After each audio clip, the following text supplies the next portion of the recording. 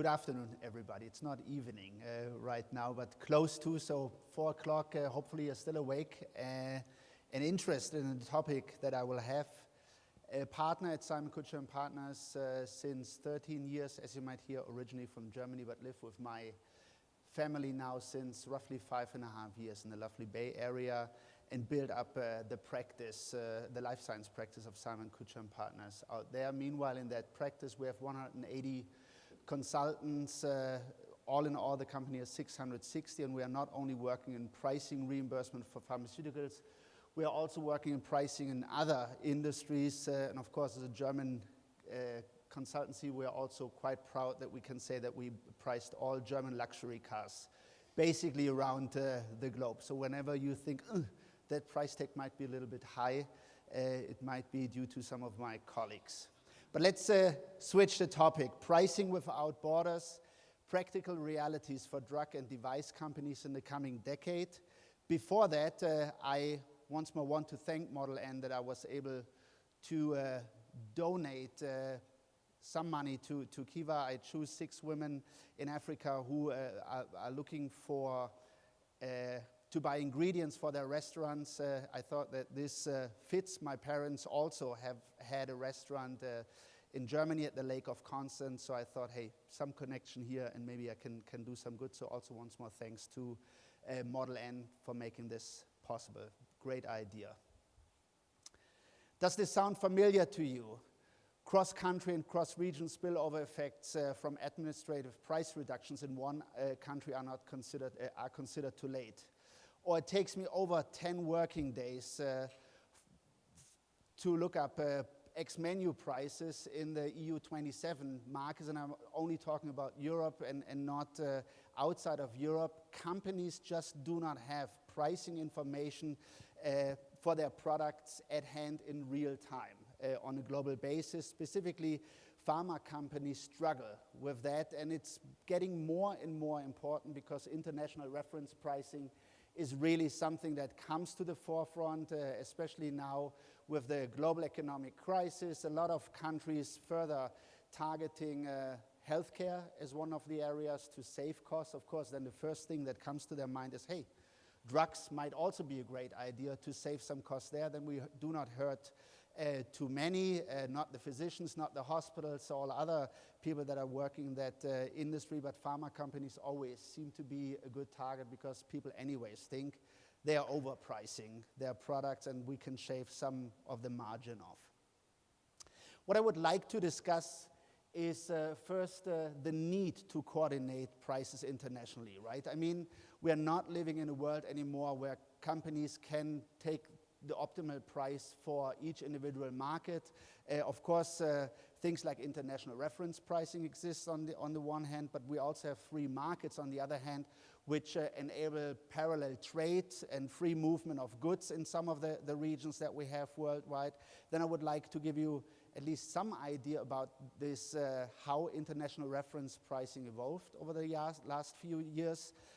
The global impact. It's no longer that international reference pricing is only done in Europe, where it was more or less born, I need to say, in the early 90s, but it's now something that a lot of healthcare systems look into. Then how sophisticated payers are. Meanwhile, is this something that they are just looking into on a national level, or do they also start looking into international reference pricing when it comes to regional level or local level? And last but not least, a solution that we also propagate, of course, is some sort of global pricing database that companies really have real-time access to this information in order to make wise decisions, assuming that the Italian or Spanish authorities say, hey, we need to cut the price of your product 20%. Is this something the company should do, or is this not something that the company should do? And if they are doing it, what additional price reduction effects might this have in the rest of Europe or even around the globe? When we work for pharmaceutical companies, and we've worked for all 25 leading pharmaceutical companies when advising them how to price new products, the story always starts that you need to assess the optimal price for a product in an individual market. So I would say roughly 75% of the projects that we are doing, we cover the US and the EU5, sometimes also some of the BRIC markets, but the first step is always what is the optimal price in each specific market before you think about it internationally. So what is the competitive environment? What are the unmet needs? What is the therapeutic improvement that a product brings to the market?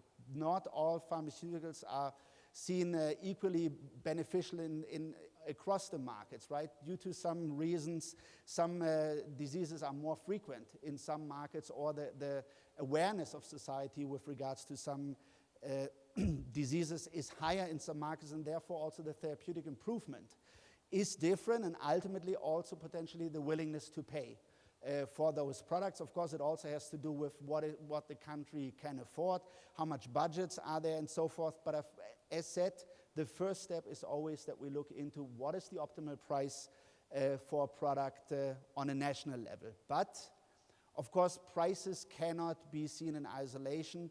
It's not that we are not having free movements of goods. It's not that countries do not look into the prices that other countries are willing to pay. So there needs to be ideally as much differentiation as possible, but also prices need to be harmonized in order to prevent things like parallel trade and international reference pricing. We have different value perceptions, different price elasticities, different pricing and reimbursement hurdles for the markets. That is something that actually supports price differentiation, and the more price differentiations you can achieve, the better. But on the other hand, also as said, there is the movement to, or the direction of a need into more price harmonization, specifically due to parallel trade. At the beginning of the 90s, this was a big problem in Europe. Some products in Germany or in the UK, we had 70, 80, or even 90% of the products coming from other markets, Greece, Italy, Spain, and so forth. So for specific pharmaceutical products, that was the case. And of course, we also see more and more international reference pricing. There are still some markets in which free pricing is possible, but they are getting fewer and fewer basically by the minute. But it's not only that you need to look into harmonizing prices and looking into international pricing when you launch a product. Also for post-launch price management, international reference pricing becomes more and more important, because those systems have evolved. They're not only looking at the prices in other markets when they price a newly launched drug, they also, as said, look into cutting costs for products when the healthcare system is under pressure, and that, of course, then also has potential ripple-down effects when prices are changed, if a product is already 2, 4, 6, or even 8 years in the market, and re-referencing is more and more becoming the norm and not the exception anymore. International reference pricing is complex. This is just the web between a few European countries. We have in-house knowledge of over 80 countries of how they do international reference pricing. Lately, we even looked up how reference pricing is done in Kazakhstan, Venezuela, and stuff like that. So really, this is something that a lot of healthcare systems do in determining the prices for pharmaceuticals in their markets. But it's not the only way of how countries determine prices, right? That international reference pricing is external reference pricing. They also do internal reference pricing, which is very important to consider, especially when you're thinking about trying to mimic the international effects. Of course, health authorities first and foremost look how much are we already paying for a pharmaceutical or medical device in our market. And if a new product comes to the market, they of course say, hey, what is the therapeutic improvement that this product brings to the table? Is this something where we're willing to pay a slight price premium or a significant price premium? And if they don't have any internal comparators, that's the point then where they say, hey, maybe the Italians look to the Spaniards and the French in terms of determining the prices. Germany, which was one of the big free pricing markets, lately announced that they are also now looking into international reference pricing. They look at 15 other markets now. We'll come to that later. So it's really something that is getting more and more traction. Of course, you need to know also the rules for specific products, right? Retail products might behave different to hospital products, might behave different to self-pay products that we have in those markets. It really depends on the product portfolio that your company has. Price referencing can be formal or informal. There are only very few markets out there that really have formal price referencing rules. The Netherlands, for example, takes the average out of Belgium, the UK, Germany, and France, and takes the arithmetic average and does this every 6 months. So as soon as there is a price change in Germany or in France or whatever, at least in 6 months, if it affects also what the Dutch healthcare system is willing to pay for the product. But for other markets, it's more informal. It's can, but not necessarily must. It's also not that they all have mathematical rules. Some do. They say either the arithmetic mean, or they say the average of the lowest three, or the lowest in the basket of reference countries that they have. But some also say they just look at the 15 markets like Germany and have no real rule for doing so. It's just something where they once more cross-check prices. Is this something that we are willing to pay for the product or not, and which one do we ultimately reference? And last but not least, as I said, re-referencing is also becoming more and more common.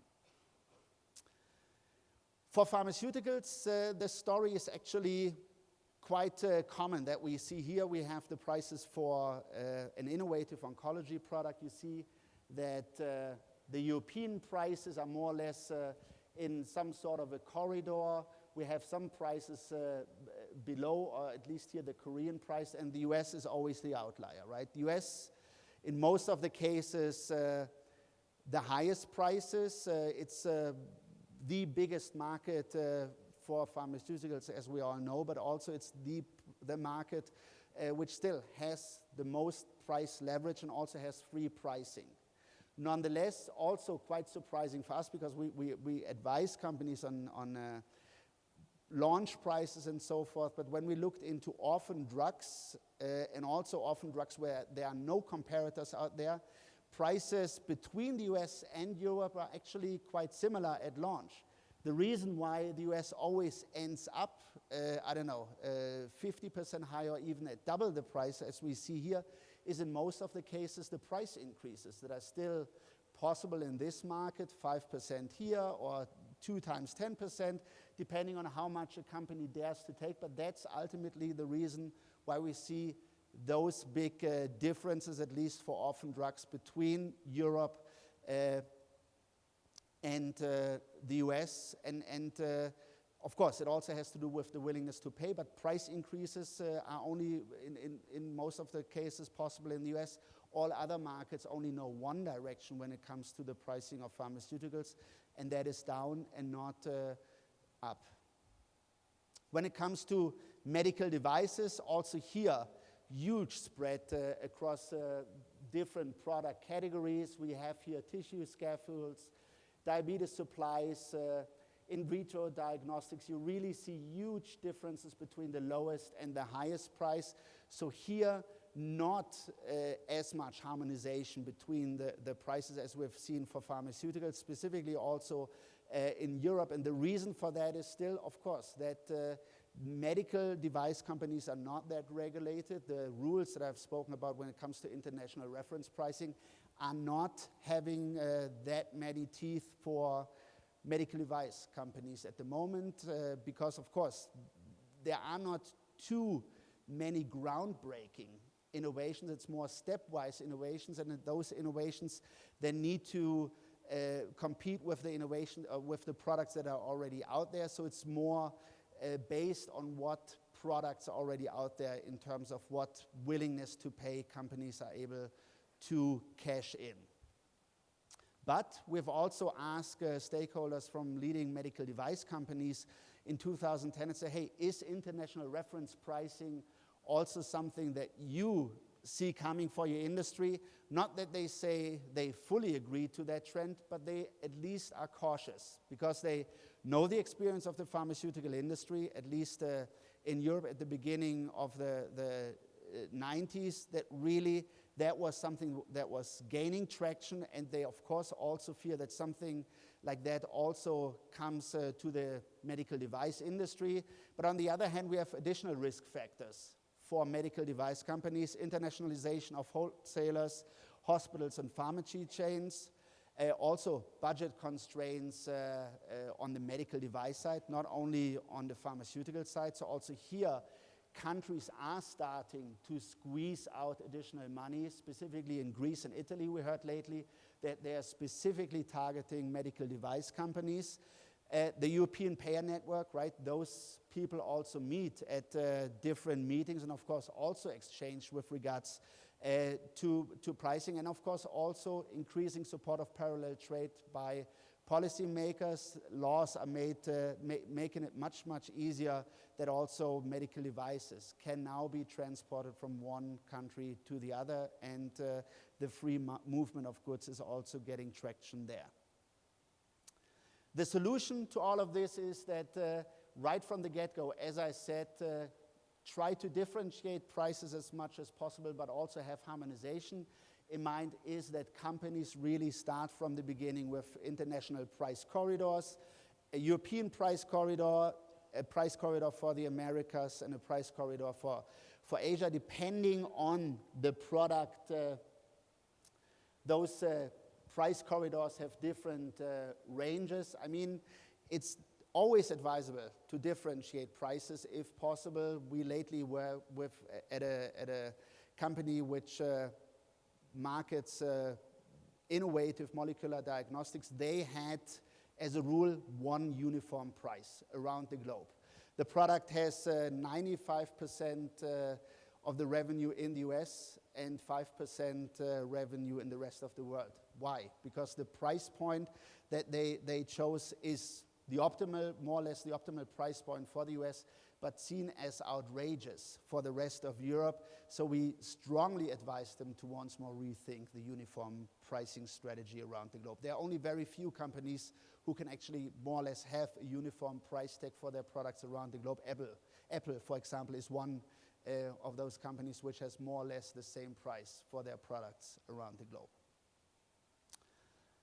But then what do you need to manage prices consistently over time? First and foremost, you have to have a very good pricing and reimbursement organization that knows the national and international pricing and reimbursement rules, right? Not only how prices are determined in your market, but also what reference baskets individual countries are using, and what the specific referencing rules are for by type of product, retail, hospital, OTC, out-of-pocket product, and so forth. On the right-hand side, you also need to have the right organizational structure, right? With global pricing and reimbursement, regional pricing and reimbursement organizations, and then, of course, hopefully also good people on the affiliate level that really put life into the pricing strategies that global pricing reimbursement has delivered. And you also have to have the right pricing processes and the right governance, which should not be underestimated, especially when it comes to managing price over the life cycle of a product. Because if there is a price movement or a request for a price change in the Polish healthcare market, because their healthcare reform thinks about reducing prices for pharmaceuticals, then there needs to be the right escalation internally on a regional but also on a global level in order to say, yes, you can reduce the price, or we are not reducing the price and the product will only be available in the out-of-pocket market, or we even withdraw our product because we are too afraid of the repercussions that this price reduction might have in the specific market. And last but not least, of course, you also need to equip your team with the right tools. A global pricing database is certainly one tool that is advisable. Ideally, a company should have real-time access to the prices of their products around the globe. I don't know, 10 years ago I thought, hey, this is a no-brainer. Credit card companies or whatever have millions or billions of transactions per day. So a pharma company that has, 5, 10, maybe 20 products should know the prices of their products around the globe. But in most of the projects that we are doing, when we reach out to the teams that we work with, and we ask them, hey, can you give us the 15 prices for the European Union, or the 27 prices, or the prices for India and Brazil, it takes them, in most of the cases, 1, 2, if not 3 weeks to have those prices readily available, and that is certainly too long, specifically when there is a price request. So one of the key things of such a price database is also to have the information available in time. How does this whole pricing and reimbursement thing evolve or how did it evolve over the last few years? We see here a very complex web, and as said, we looked into that for, meanwhile, over 80 countries. It's extremely complex, and meanwhile I'm also asking myself, wait a second, why is there no uniform price? Because if everybody references everybody, then ultimately it should deviate to the lowest price that is out there. But, and that's the key reason why this is not the case, there are different reference baskets that countries have.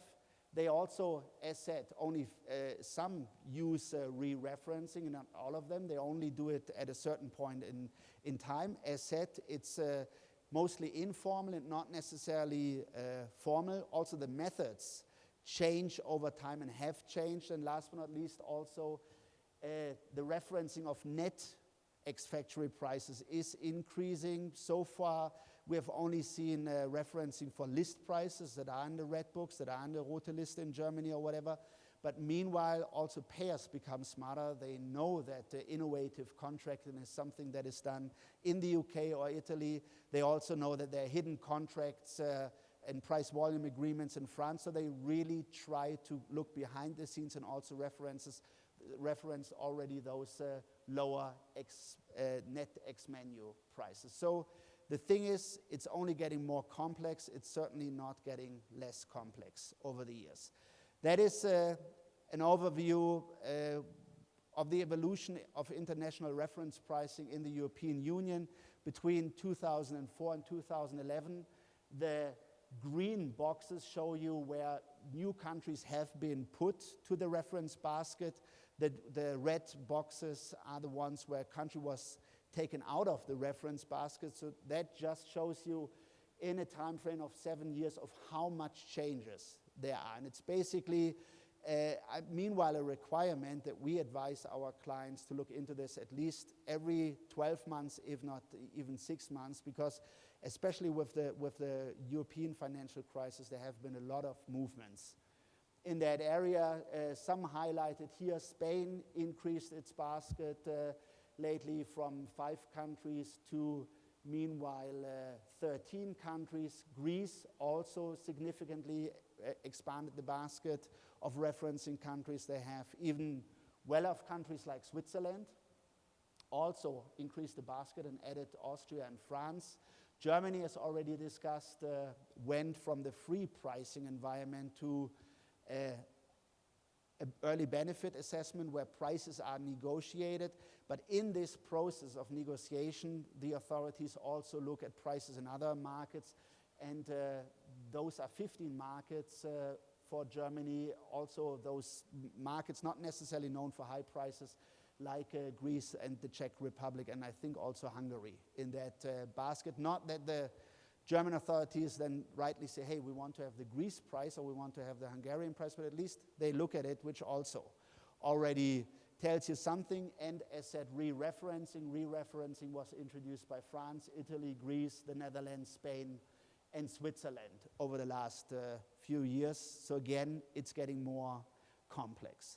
How does the situation look like for medical devices? There, as said, it's not as advanced as it is for pharmaceuticals already. It's still in its infancies. Nonetheless, also here, different players in the market, right? It's not only the national government authorities. International reference pricing for medical devices is done in Japan on a national level, in Brazil, and so forth, but here primarily really for breakthrough innovations. Drug-eluting stents would be a good example where really those products had that much visibility that they are more or less handled like drugs. And here countries looked into what are other countries willing to pay. But of course we also have here distributors and logistics companies, also group purchasing organizations or hospitals that also try to play with the price and try to find out, hey, is a specific medical device available at a lower price in some of the markets, and can we source products from other markets? Here just some examples where some hospitals tried to source products from other markets, and cross-border activities were observed. For surgical and wound care products, some Benelux countries sourced products from Germany and France. When it comes to drug-eluting stents, Switzerland sourced products from Germany and France, and for surgical instruments, Italy sourced products from Germany, Austria, and France. So also here, really different stakeholders try to take advantage of price differences that we see between markets.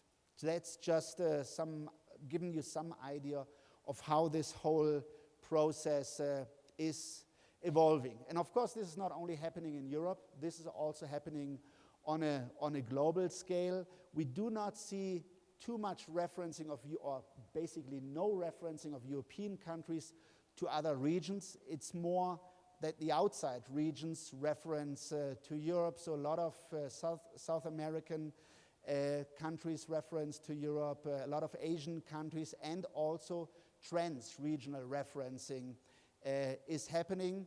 If you ask for my expert judgment, I would say it's only a question of time until some European markets also think, wait a second, are those really the best reference countries that we could think of the European markets, or should we even go beyond Europe? And then, I don't know, they potentially start the perfect storm when it comes to this international reference pricing. Because, I mean, it's then not only direct referencing, which is dangerous, it's also indirect reference pricing, which is dangerous. Just here an example, a company wanted to launch a multiple sclerosis product in Canada, had a certain target price, but after the negotiations they realized that the price was significantly lower than what they wanted to achieve. And of course that directly had a trickle-down effect on the markets that directly reference to Canada, Brazil, Egypt, Saudi Arabia, and South Korea. But also then, again, additional referencing going on with countries that indirectly reference Canada, because they reference the countries that are referenced in the first wave, right? So really something that can have dramatic effects on international pricing. I think that slide probably shows it in the best way. Here the strategic question that we should answer for a major pharmaceutical company was the product was losing exclusivity in Germany, and the German affiliate was very keen of, we need to lower the price, we want to keep the market share, let's try to compete with generics, and really let's try to play hardball with them. And we then did an analysis with primary interviews, but also based on the experience that we have in international pricing, and that was the potential nightmare scenario that we isolated in that case. Just the move, of course, it was an almost 80% price reduction that they had in mind in Germany, but you don't need to be a genius what this would have meant for the rest of Europe in terms of the P&L. Yeah, headquarters directly said, no, stop, we are leaving the price where it is in Germany, and rather lose market share and move forward with new innovative products.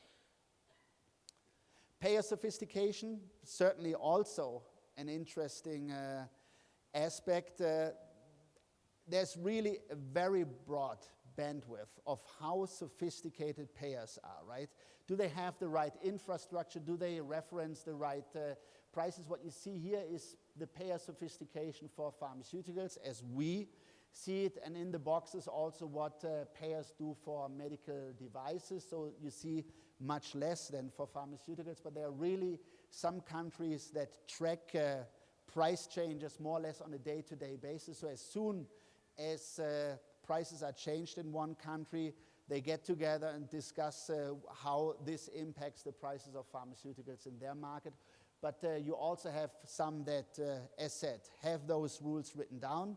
They say we're doing informal referencing, but if you're really looking behind the scenes, they're not really moving after every pricing opportunity or price reduction opportunity that they have. That's why we call them less sophisticated. When it comes to the question, is only national reference pricing at stake, or do the payers now also start regional, local, or even hospital price referencing? What we see during the last few years is primarily that it's still concentrated on national price referencing, but also here it's only a question of time when payers might think about, wait a second, is the national price in Italy really the one is decisive, or is it rather the northern Italian price or Emilia-Romagna or whatever they have? What are the tender prices that some countries have or some regions have? Is that something that we should rather reference than the artificially high national price? So also there, companies really need to be on the watch out. There's still ways of disguising your price, right? I mean, we know of those innovative contracting schemes that are out there for the UK, for Italy, risk-sharing schemes and so forth. And of course, when it comes to those markets where we potentially have a lower willingness to pay, companies are using various methods of differentiating prices. Here, just an example of the GSK card, which is used in Mexico, where then the patients with the card get either product for free after they've bought 4 packs and get the 5th pack for free, or they get directly a straight discount. And that is also something that, of course, is not tracked to that extent by payers and is used to disguise lower prices in some of the markets. So before companies should think about a price decrease, rather something like this might be advisable in order to give the healthcare system or the patient, give the healthcare system or the patient still the lower price, but not as visible to other healthcare systems in terms of preventing international reference pricing. Solution, in our view, is a global price database. As said, it should be the core tool for, or supporting tool for a global pricing reimbursement function, which of course also involves the regional pricing reimbursement and local pricing reimbursement stakeholders, in order to equip the organization really with the real-time information in order to make the right decisions on a national level, but also ultimately the right decision on an international level, and of course also should be supported by the right organizational structure in order to really escalate prices in a best possible way. A global price database should regularly update it, right? I mean, ideally you have your affiliates directly involved in the updating process, that you say to them, hey, every 12 months, every 6 months, every 3 months, prices need to be updated. We need to be aware of changes. Ideally, this pricing database also allows you a faster lookup, right? If you get a phone call from your Polish or Italian or whatever affiliate that there is potentially a price reduction on the horizon, you should have visibility of all prices around the globe. And ideally, your model also enables you to assess the risk of those price moves that are out there. What would it mean if the price in Italy would be lowered by 50%? Which markets would be at a real threat that the price would be reduced? For which markets this might only be a theoretic threat, because we know that the payer sophistication in the other markets might not be that high, and you might forego the threat of a price reductions in those markets. So all of this can be modeled in a global pricing database. Nonetheless, of course, a price database also has limitations. If you think that there's software out there which is off the shelf, which can one-on-one be adapted to your company, that's probably not the right approach, because it needs to be customized to your specific problem, to your specific company, to the products that you're selling, to if it's retail, hospital products, self-pay products, and so forth. And of course, it's also not enabling you to make any real-life decisions, right? Every specific case, this database can only be decision support. You can only see what risk is potentially out there, and then we recommend our clients to really take this case, really put the right stakeholders on the table, and then have really a business case simulation. What does a price reduction in a specific market mean? I mean, a price reduction does not only come as a loss of revenue, there might also be upside, right? Maybe they sell more in the aftermath of a price reduction, but also then what does it mean for other markets? So you really need to put this next to each other and ultimately make the business case for a specific price reduction that is on the horizon in order to decide, yes, we make this price change, or no, we cannot make the price change for this or that reason. And that is then also, of course, something that helps your organization internally in order to have justification if you're not going for a price reduction in a specific market. All of this should not only be hosted in the price database and where it should be, it of course also should be supported by the right pricing processes and the right price governance, right? If there is a price change in a specific market, what does this really mean for the country, for the region, or even the global stakeholders? And each of those price changes that you see here means different things, right? Some price changes, if the German price is the highest around the globe, authorities threaten to lower it by 10%, and it's still the highest around the globe, you probably can or need to do this price change, and you can just have the German affiliate decide to make that price change. If the price change, though, goes close to the regional floor price or below the regional floor price, then of course you have to have different escalation mechanisms. Then it's important to involve the region, for example, involve global pricing reimbursement. Of course, it's getting even more dramatic if the price change might even undercut the global floor price. Then, of course, you can assume that the trans-regional effect might be dramatic, and then, of course, this is something that can only be handled by global headquarters, and the right strategy can be developed on that level. As said, RACI is very important that companies do not only think, okay, we have this price database now, and it will do its job. You really need to have also the right processes for the exception case handling or definition. What is an exception? What is the response to that exception? Are there certain rules that the company follows with regards to those responses? And what are potential arbitration processes if we are really coming to a situation where one affiliate needs to withdraw a product because otherwise it would harm international prices too much on a global scale. Setting this up, as said, should ideally be tailored to a company's specific needs. It's depending on what the objectives of the database are, what geographic or products should be in scope, what functionalities this have, how the database is kept up to date. Is this something that is only done on a global or regional level, or should the affiliates be, or the local stakeholders also be involved into that?